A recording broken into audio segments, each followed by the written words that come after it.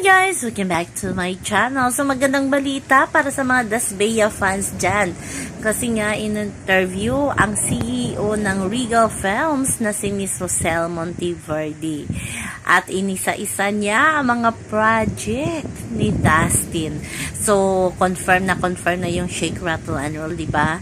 Nagmi-media meeting na sila dati at si Dustin ay kasama doon. So klaro din ni Miss Rosel na hindi doon kasama si Bianca kasi before PBB pa yung casting ng Shake, Rattle and Roll.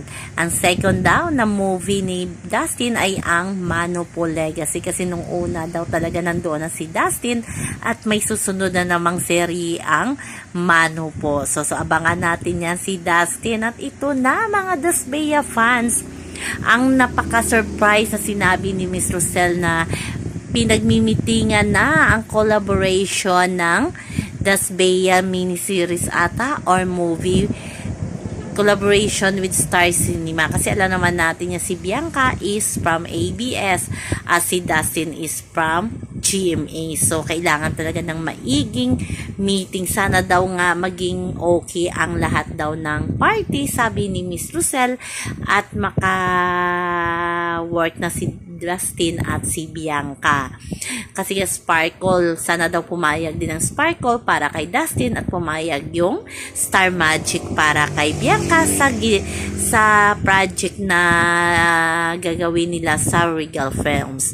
So, sabi nga ng mga fans ni Dustin na parang nanay daw ni Dustin si Miss Rosel na excited at na proud kay Dustin ngayon kasi nga karamihan sa pelikula ni Dustin ay Regal Films. Kaya abangan natin yan guys. Sana matuloy ang collaboration ng miniseries na pagbibidahan ni na Bianca at Dustin. Kasi minsan napaka-imposible nga kasi nga GMA at ABS yung mga artista. So, magiging collaboration yan tulad ng PBB. So, hindi pa sa magiging official love team sila kasi nga ibang network. Kaso, may chance lang silang magka-work. Collaboration niya, diba?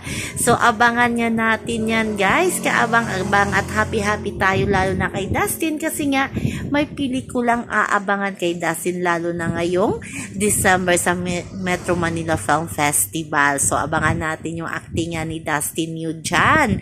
So, yan lamang muna, guys, ang ating update sa ngayon sa Dasbaya. Kaabang-abang ang Cool Love concert ngayong August 10. Kaya, sold out na yan. Kaya hintayin na lang natin ang mangyayari. Bye-bye. Always remember, wag po tayong magpaka-stress. Please like, share, and subscribe my channel para ma-update kayo sa mga bago kong upload. Bye-bye!